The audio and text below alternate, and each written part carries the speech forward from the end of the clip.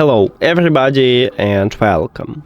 In this video I'm going to show you how to enable bass boost for your earbuds EARFUN Air 2.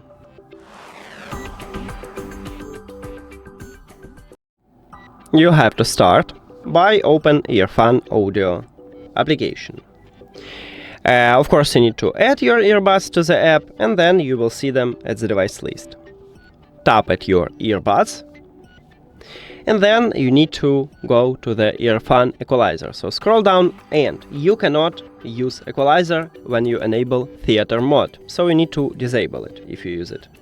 Then tap on it, and if you use the default preset, you just move to the left, and right here we have 3 bass boost modes. Select the best one for you. I'm going with the third one, and click apply current.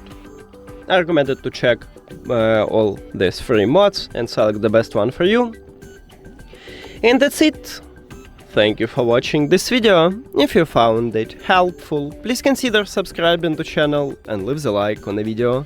See you later!